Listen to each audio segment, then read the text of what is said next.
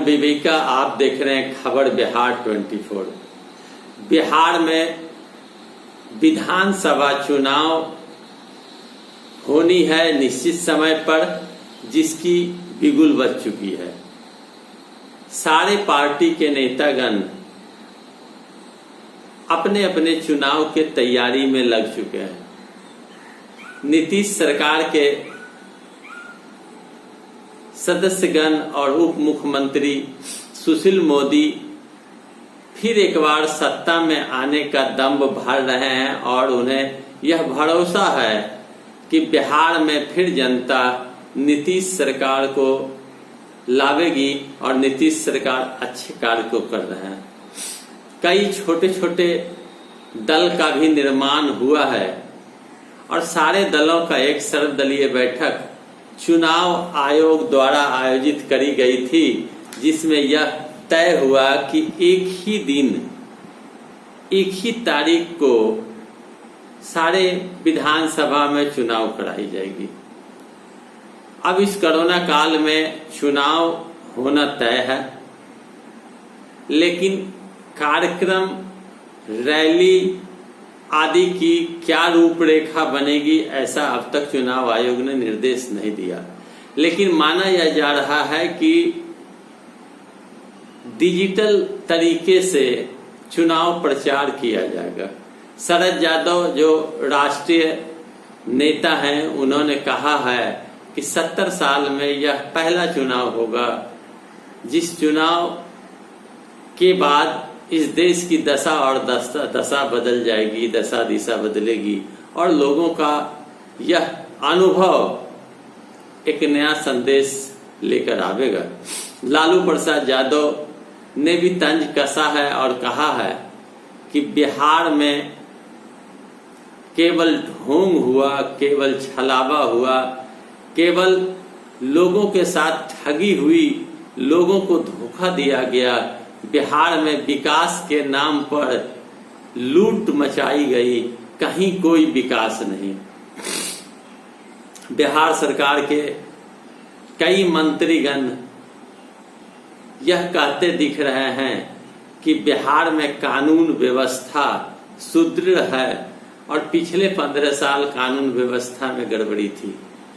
तो बिहार के कानून व्यवस्था पर पप्पू यादव ने भी उंगली उठाया और पप्पू यादव ने भी कहा था कि बिहार में अपराधियों का राज है और बिहार में पुलिस के संरक्षण में अपराधी अपराध करते हैं। आए दिन हत्या, लूट, बलात्कार, अपहरण होती रहती है, जिस घटना को दबाने का प्रयास किया जाता है। बालिका गृह कांड में बालिकाओं के साथ बलात्कार किया गया। सृजन घोटाला जैसे महा घोटाला की गई सुशील मोदी के रिश्तेदारों के द्वारा। 55 ऐसे घोटाले हुए जिस पर आज तक किसी भी प्रकार की जांच नहीं बैठाई गई। शिक्षा घोटाला उपकरण खरीदने के मामले में हुई, जिस पर आज तक कोई भी निगाह नहीं डाला। केवल प्रोपगंडा की राजनीति बिहार में चलाई जाती है।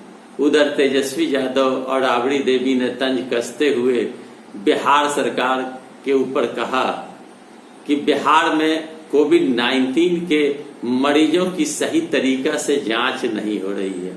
अगर सही तरीके से जांच करी जाए तो बिहार में तेजी से मरीजों का मिलना शुरू होगा और जल्द से जल्द कोरोना से निपटा जा सकता है। बिहार सरकार के किए कार्य इतने विवादास्पद है कि अपराध तो अपराध, शराबबंदी होने के बाद शराब भी खुलेआम बिकती है और वर्षा होने के बाद, नदियों के जल स्तर के बढ़ने के बाद फिर एक बार बिहार सरकार की पोल खुल गई कि बाढ़ से निपटने के लिए बिहार सरकार ने कोई भी कार्य नहीं किया। ना ही शहर के साफ सफाई के लिए बिहार सरकार के उपक्रम नगर पालिका, नगर निगम द्वारा साफ सफाई करी गई, ना ही नालियों को साफ किया गया कि जल का प्रवाह हो सके, ना ही कोई अन्य कार्य किए गए।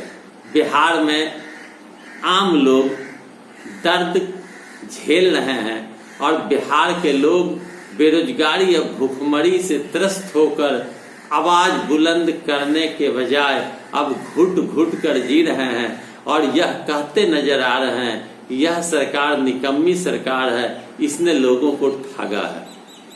तो यह हकीकत है, यह हमने जो आपको बताया यह बिहार की वस्तु स्थिति है कि लोग अब कहने लगे हैं, लोगों के अंदर में यह बात आ गई कि बिहार सरकार ने केवल ढोंग किया, लोगों को ठगा, छला है। इस सरकार ने किसी भी प्रकार के कार्य को नहीं किया जिससे आम व्यक्ति को राहत मिले।